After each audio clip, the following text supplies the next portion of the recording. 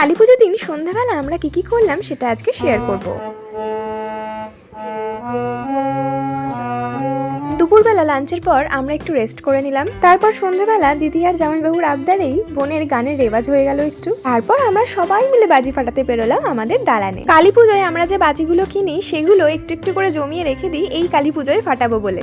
আমরা প্রায় অনেক রকমেরই বাজি এনেছিলাম, সব একটু একটু করে ফাটাচ্ছিলাম।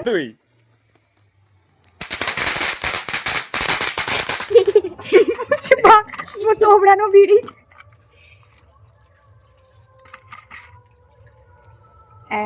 ফাটাও।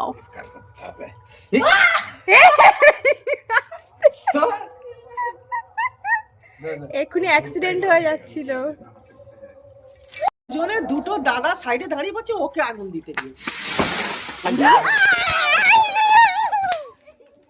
এই যে এই এক বাজি, মাথা খারাপ করে দেওয়া বাজি। আমাদের বাড়িতেও এক কাণ্ড হয়েছিল, কার বাড়িতে গিয়ে ঢুকে পড়েছিল কে জানে। তোমরা যারা ব্লগটা দেখেছো তারা নিশ্চয়ই জানো। কোন ব্যাটা টার্গেট করেছিল আমার কাকাইয়ের ভুঁড়িতে। সে যাই হোক, কোনো রকমের নিজেদের আত্মরক্ষা করে আমরা গেলাম রেডি হতে। রেডি বেরোবো এখন ঠাকুর দেখতে। আমরা মেলা দেখতে বেরিয়েছি এখন। হ্যাঁ, হাই গাইস।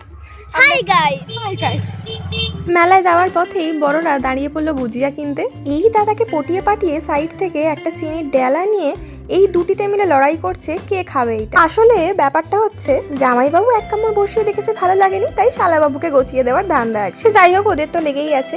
আমরা ঢুকে পড়েছি মেন মেলায়। এই দিনের সকালের ব্লগটা যারা এখনো দেখোনি তারা দেখে এসো আমার আগের ব্লগটা। আমরা চলে এলাম ঠাকুর মন্দিরের একদম সামনে। এখানে এই ছাগলগুলো রাখা আছে বলির জন্য। মেন পুজো শুরু হয় রাত্রিবেলা 12টার পরে। পুজো শেষ হলে তারপর বলি শুরু হয়। এই কাউন্টারগুলো করা হয়েছে প্রসাদ জমা দেওয়ার জন্য, যেগুলো মায়ের পুজোর সময় দেওয়া হবে। এই যে দেখো, এখানে কুপন সিস্টেম আছে। পুজো শেষ হলে আবার নিজেদের প্রসাদ নিজেদের দায়িত্বেই কুপন দিয়ে নিয়ে যেতে হবে। তোমরা দেখতেই পাচ্ছ তখনই কি পরিমাণ ভিড় হয়ে গিয়েছিল। আমরা গিয়েছিলাম সন্ধ্যাবেলা 7:30টার পরে।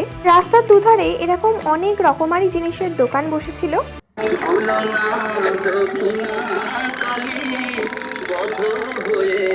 এই জিনিসটা ছোটবেলায় কত যে বায়না করেছি, আর দাদু কিনে কিনে নিয়ে আসতো আমাদের জন্য। হাঁটতে হাঁটতে আমরা গেলাম শ্মশানকালী মায়ের কাছে ধূপবাতি দিতে। মেন মন্দির থেকে এই শ্মশানকালী মায়ের মন্দিরে অনেকটাই প্রায় হেঁটে আসতে হয়। এখানে পুজো দিয়ে তারপর আমরা গেলাম রামকৃষ্ণ মঠে। এই মঠটা একদম নতুন হয়েছে, যাবো করে যাওয়া হয় না, তাই জন্য এখন সুযোগ পেয়েই ঢুকে পড়লাম একবার দেখতে।